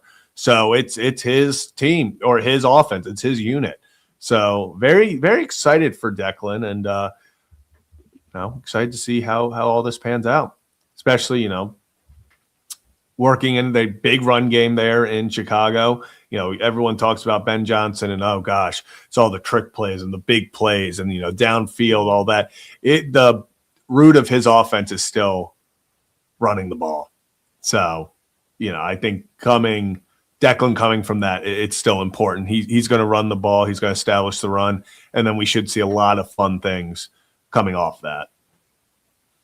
Yeah, I mean, the part that I think Ravens fans would want to see, besides you want to get like an alpha wide receiver. We've heard that part before. But regardless, I don't see Derrick Henry slowing down, Zach, his workouts, the regimen. And if he slows down a little bit, what's that number going to be? 1,200 rush yards instead of 1,500 that he had this past year. I think Derrick's going to be primed for a big year. I think they're going to get better in the trenches. But I think they're going to find more suitable places to lean on the strength of the run game and get creative in the pass game. I think that's the part that fans would love to see. So and it's an upgrade, and there's a responsibility. The only thing is learning how to call plays on the fly, and also the expectation that people are going to be looking for you to be perfect off the jump, which when it changes coordinators, sometimes it doesn't get going the way that you want to start a season. So how this offseason progresses, how they put things in OTAs, and how they get things in camp is going to be really important, to be honest. And then as you get into the months of the season or get by the first month or two, how is that evolving? Because I think that was the biggest thing seeing the Bears and Ben Johnson this year, Zach. They found that identity. They found what they needed to do well, besides that they, this fourth quarter has to start and, they'll start running around and Caleb Williams is going to throw it up and make plays. But they found an identity running the football. They found what worked. And I think it's important because a lot of people will sit here and go, okay, well, he wasn't the one running the offense. So what did Declan Doyle do last year? If he's not calling the plays, what did he do? How much of a hand did he have in it? Well, Ryan, I'm going to be honest. I think there's only really one person who can give you that answer, and that's Declan Doyle. So let's hear from the new Ravens offensive coordinator, where he talked about kind of how the tandem of he and Ben Johnson worked, and kind of just give you a sneak peek on the new Ravens OC. Into the season, we'll start to really hash out exactly what the responsibilities are. The biggest thing is we got to get a jump start on the tape, me and the rest of the staff. So we'll get a jump start on it. We'll start to prepare the game plan the way he would have when he was the coordinator. He's going to be handling some other responsibilities. And then when he's able to kind of transition back over to play caller, we have organized, the thoughts on how we're going to attack this defense, what kind of plays we want to run conceptually, and then, who do we need to feed the ball to? How is this defense going to view us from, what we're doing, and really set the table so that he can walk in and there's work already done, not he has to start from scratch. So the biggest thing is we're trying to save as much time for him as we possibly can. And obviously I'm spearheading that. I'm trying to orchestrating the rest of the staff, but we got to use our resources to try to make his life not as easy as possible, but just try to set him up for as much success as we possibly can. So, you kind of hear there, he was not the one physically calling in the plays to the quarterback, but he's the guy who got everything set up. Hey, here's what we see on film. This is what we're running. These are the concepts we like. This is how we can attack. He was doing all the game planning. And then it was when it got to that point, he turned it over to Ben Johnson and was like, hey, here's what we got. Here's the game plan. Here's how we're attacking this. Here are the weaknesses, the strengths, everything. And here's how it works. Here's your play sheet to set you up successfully. You make the final call, but he's the one laying the groundwork. So this isn't a guy who just sat back and peeked over Ben Johnson's shoulder the whole year like, oh, what are we doing? He did the groundwork. He did, a lot of people I know, it's like, oh, he never called the plays. He did everything up until it came to putting on the headset and calling it in. And you can bet your buddy had a headset on listening to Ben Johnson, learning all of that stuff, what he liked to do in certain things. So it's not just, hey, this guy, he didn't call plays. Oh, he wasn't the OC. He wasn't calling plays. He was just a guy that was, given the OC role. He did the groundwork. He did the hard things. And his job was to make it, I'll say it for him, as easy as a transition as possible in the final days for him to go, okay, Ben, here's the play sheet. Here's everything you need to know. And, the biggest thing right there that I want to emphasize is with that, you have to have the attention to detail. Mm-hmm. You have to be focused on the little things because you're trying to exploit what other teams' strengths and weaknesses are and how you best can combat that. So that's the part of it. And when people want to see offensive coordinators that are not calling plays, you wonder, is it because, they're not capable, or how much are they really doing? Because that's what also people think of an offensive coordinator that doesn't call plays, Zach, is they think that, they just can't handle it. Well, in this case, no, it's not. And you mentioned his age. He's young. He's what people are perceiving him as, and the reason why he had interest from teams and ultimately being hired by Baltimore is they believe with the concepts and what they've heard and what they've seen and what they've watched that he could be the next great coach, a great offensive mind. And this is the cycle of it. Could he be? Yes. Could it not work out? Sure. But don't let the fact that he didn't call plays scare you away. It's not the reason why he was hired. The Ravens aren't doing this blindly. But also keep in mind that the reason why he wasn't calling plays in Chicago is because the guy that was, that's why he was brought to Chicago to be the head coach, because he is one of the best play callers over the last few years in Ben Johnson. And if you don't believe me, you saw the difference with the Lions this past year and how they executed. Very different without Ben Johnson there. Now, they had success, but not the way that Ben Johnson brought it together. And it's the same way across the NFL. Andy Reid, he's going to call plays. Why? Andy Reid is a great play caller. Yeah. Doesn't mean that people that are working beneath them can't be great coaches either. So time will tell. Excited about it. Declan, let him cook. Let Declan cook. Is that the phrase? Declan cook? Let Declan cook. Let's do it. Hell yeah, baby. Well, we've been cooking today, and we appreciate you guys. And if you are a channel member, this is where, or for Rip's Better Kid channel members, every Friday we open it up, the last bit of the show, to talk with you about what you're thinking. Zach, do you want me to put it in, or you want to put it in? No, I'll put it in right now. So it is for Rip's Brackets. The link is up. So, and I will say, just final things, everyone that watches, all the analysts and stuff so far are loving the hire. Not that means anything, but just hope he has everyone's loving the staff that they have put together. I mean, this is the part you're looking for, the next up and coming group. You want to hear, at the end of the day, is their makeup good? Do they seem to be creative? And are they willing to continue to evolve and go? That's how I feel with this Ravens staff. It's a younger staff so far with a couple pieces. We talked about Randy Brown being retained as a special teams guy. That's nice. That's a guy that's been around. You're going to have pieces throughout your team that have been around. But this is just where the game's gone. Hey, it led to a lot of success for the Rams when they took a chance on a young coordinator out of Washington at the time. Yeah. It ended up being, I'd argue, Zach, I know they fell short, but McVay, top 3 coach in the NFL. Easy.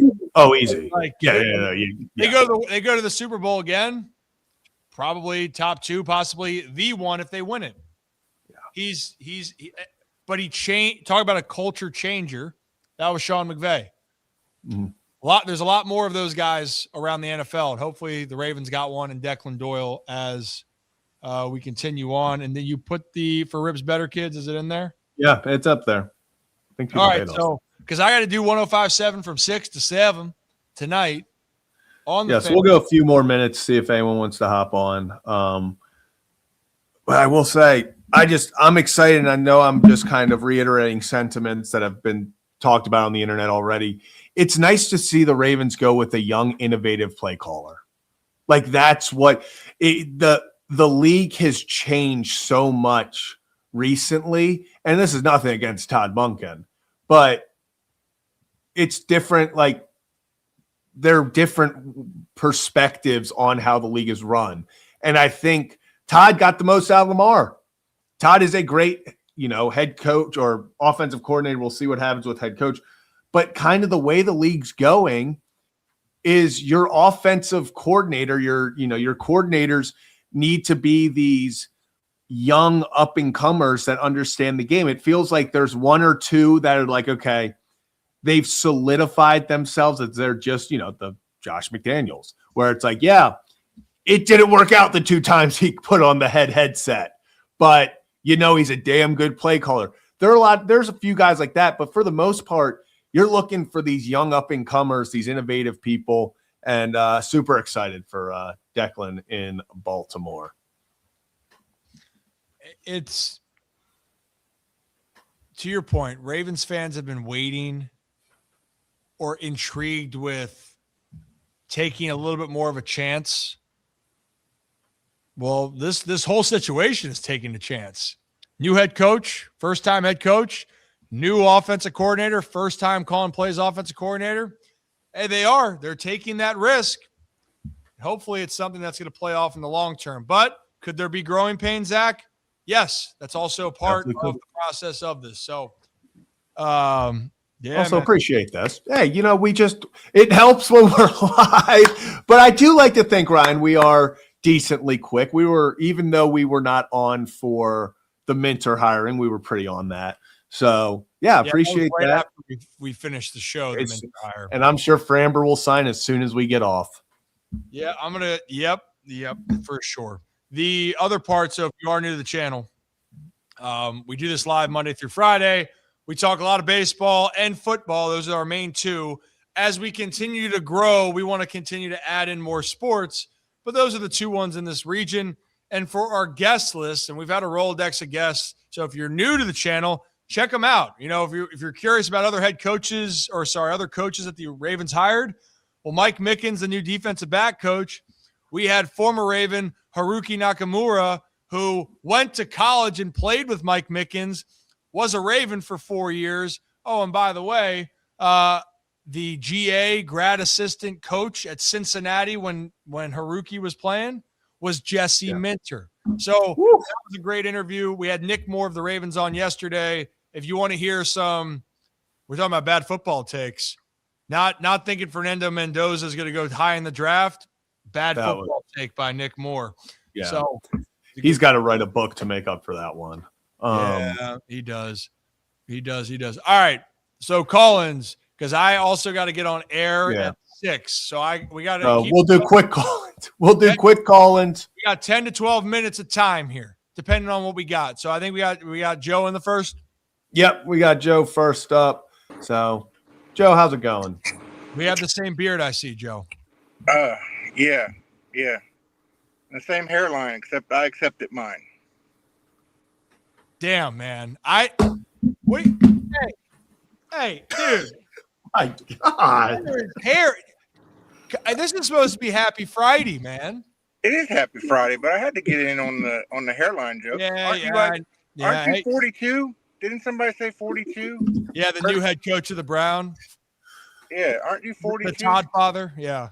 Better than I'm only 43. Oakley. I'm only 43, so Yeah, Brandon Stokely just absolutely shredded. Body. Oh my God! I mean, put me in a body bag. He did. Zach grows it out and wears the hat, so nobody notices the hairline. Exactly. It's smart. It's what you got to do. It's smart. Yeah, I mean, look, it's good. It's all good. I mean, I'm gonna keep my hair for what I have for now, and then we'll address it at a later point in time. Joe, talk to me though. What do we got today? It's finally sunny. It's thawing out a little bit, so I don't have like 6 layers on today while I'm working. It's a short work week. We got Monday and Tuesday off because it snowed a little bit. It actually iced. It was more ice. It sucked. It really did. It was like 5 inches of ice. You could step on it and you wouldn't even penetrate it. It was terrible. So, yeah. Oh, you've heard Zach's shoveling campaigns. Yeah, I did not shovel. I did not shovel very much. I had to. What was it? Last night. Last night I got the Red Bull truck stuck in the driveway, so that was fun. Beautiful. Had to push that. Had to break the shovel out for that. Night before the child came and got both vehicles stuck. Good. And yelled, "Why isn't this driveway shoveled?" Well, because no one else but you and the sports car have a problem getting out of it. That's why. But, there's that. You could have asked Zach to shovel it. He's shoveling everyone's driveway. Hey. Price is going up. We got to start. The guns. He wants to get those, no guns at all. It was all lower back, which was the issue. We did not. Any guns I had left or resemblance of that went out, just no use. It was just all over. Those are coming back, though, Zach. We're working on that in 2026. Still not going to help with all that lower back. Well, because we gotta get the glutes firing. Like you gotta get the fire. I wish people would have seen the pieces of ice I was picking up. was like It's massive. dirt. I've been working all day. It's dirt, Laura. It's dirt. It's a hard day's work. Hard Dust working, and dirt hard working, from all Joe. these boxes. Someone's got to do it, man. Hey, It is the last day of the month, so pushing hard, especially with two. I've had more time off this month than I've had in years. Between I had the flu that knocked me out for 2 days. Then we had the incident we talked about last week that knocked me out for a day, and then 2 weeks, 2 days this week. So I've missed a total of a full work week in January, and plus 2 holidays. So that's 7 days. That's damn. behind the. And I'm moving like I'm 65 because I have very bruised ribs. Yeah. So Well, I also feel like I'm 60. you know, it sounds another like reason not to shovel. Yeah. But I would like to yeah. Go ahead. say one thing. Mhm. I won't go into details about what happened, but I will say the aftermath. I had never had an incident with the law in my life. First time. They were very nice, cordial. The police get such a bad rap overall for anybody and anything. I had a good experience. It wasn't how I anticipated it being, but it was what it was. Everyone was very nice. I was in the hospital for a couple hours. The police officer and I had cool conversations. He used to be a truck driver. He liked his Red Bull, all that kind of stuff. It was a great experience. I wouldn't not great getting locked up, but overall the experience with the police and law enforcement was good. They don't get paid enough for what they do. There's a lot of jobs that can be selfless. I think with everything that goes on in the world, right? I don't like to get it. This isn't a speak about this because in sports media, I think also when people go, "Oh, media is all bad," and as a player growing up, I had more of a distrust because it's like, who do you trust? And then you get into media more. Not that I fully felt that way because I go, man, these people are really nice. And then we talked about what happened with the whole Acho situation. You know, there's a lot of great people in all facets of life and work, and that's just the reality of it. You know, it's just that's just the truth of it. So appreciate you sharing, Joe. Last thing, because I got to make sure I get to 105 to call in a second. We got one more call. You got a fact for me? Arkansas baseball starts in 14 days. Let's go. Undefeated season in 2026 is what we're hearing. It could happen. It's doubtful that you have an undefeated baseball season, but it could happen. It could happen. And if it does, Zach is going to go jump in the harbor. I mean, that'd be it's cool. clean these days, they say. They say. They're I mean, pushing it out there. So it's out there. Marshall's gonna represent the Sun Belt in College World Series, right, Zach? They're gonna get past Coastal this year. You gonna beat Coastal? No. We're taking baby steps. Yeah, baby steps at a time. All right, Joe. I appreciate you, man. Be safe, and appreciate you calling in, and we'll talk next time, all right? Later, gentlemen. All right, Joe. Awesome. All right, we got to keep rocking and rolling. For those that are new to the channel, for our Ribs Better kids, you're a channel member on Fridays. You can call in and join the action. I got to be on air because I'm just going from one thing to another. Feels like that's Groundhog Day for me, though, Zach. But we got Laura behind the scenes. Yeah, okay. So we got Laura. We got time. All right, let's do it. Laura, how we doing? Super quick. I just want to make sure that you are going to use my money appropriately next week. Laura, you know. What do you think I would use it for? Okay. We're making a parlay. We're making a massive parlay. That's how we're paying for everything. Okay. No worries. And then, of course, when you come down here to Sarasota, again, first round is on me. Okay. Okay. I feel on that. We might be expanding around just Sarasota. That's fine. That was really it. My only other thing is I'll say it here, although I will remind him again. Joe, don't forget your gloves on Monday, because apparently he has worked the last 2 days in the cold without his gloves, and he keeps forgetting them. Yeah, Joe, remember the gloves. Yeah, remember the gloves.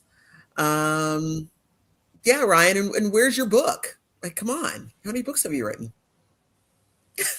I will say one thing that I will remember this. When we had Ian O'Connor on, he did say to me, I said, I'm going to write a book sometime. And I loved it. And I loved having him on, but I will remember this comment. And he said, well, the book would probably, your dad probably would have a bigger seller. I go, oh, he's written books, the children books, and they're great. It's great. The Iron Man, buddy, no one's going to be ready for a Rip After Dark novel. Rip After Dark, the book. And I know seeing comments in there about childhood, opportunities, life. I will say, and I can't explain more of it, but there is a project, not a book, that could create a little bit more content around, I would say it'd be a little more personal, but then the guest, it gets a little bit more personal in a knowledgeable, nostalgic, maybe a Zach Bollinger sentimental way. Sounds good. Yeah. Sounds good. Well, let me let you go because it is 10 after 5. I don't know how far you got to go, and it's cold and snowy out there. So I appreciate it. Yeah, I will be wrapping up, getting on the road. Zach knows. Actually, this is part of you know what? I'm not going to say. I'm not going to jinx myself. I think it's going to be okay. correct. I appreciate it. And I will see you all in a few weeks in warm, sunny. It's not warm today. It won't be warm tomorrow, but hopefully it'll be warm by the time you get down here. Warm in sunny Florida. It's 45, 50 degrees? Yeah, I was going to say. Look, tomorrow is Gasparilla, the parade. And the high is only going to be like 50 degrees. And it's a 40% chance of rain. Torture down there. Gosh. You cannot conduct a proper pirate invasion in those kind of conditions. they would then it would not be okay up here. No sugar. All right, Laura. I appreciate it. Thank you. Happy Friday. Take care of yourself. Man, well, I appreciate our friends, our channel members. Thank you. And again, for people that are wondering, hey, what's going on there? On Friday, we have the channel membership, the Rips Better Kids. If you join and become a member, on Friday, you can join towards the end of the show, and we talk about what you kind of want to talk about. Now, today it was a little bit more, we're shooting it.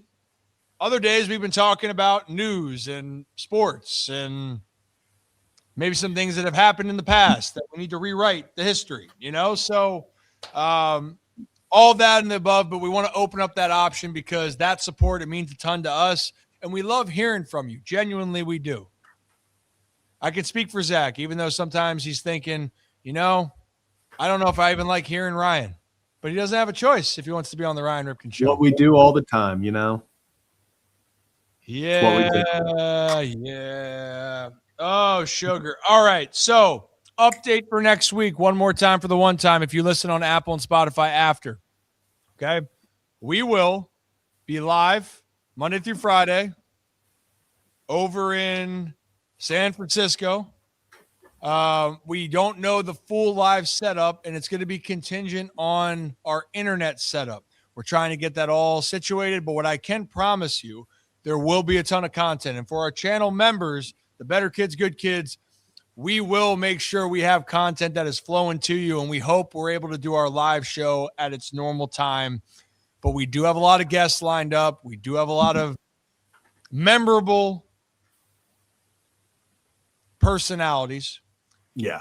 We also have a lot that are still in store. So it's going to be great. We can't wait to share that with you more. So thank you for all the support. And I want to thank our partners for the support. Merritt's thing's gone here, but it's Merritt's here. I worked out with him this morning, Zach. You would have died. And then AutoStream, I put out one of those reels, Zach, the icy reel. It's not what you thought was coming. It was something. That was the definition of something. Definition. All right. Oh, I don't know if I can run to the thing. To the window. To the wall. Do do do. Do do do do. Do do do. Bow bow bow bow bow. as always here on the Ryan Ripken Show. We appreciate, oh my goodness. We appreciate each and every one of you. Have a day. Have a night. Have a great stinking weekend. We'll see you in San Francisco. And if you want more content, hit that like and subscribe button. It's going to be one hell of a week out there. Be good, be safe. Talk to you soon.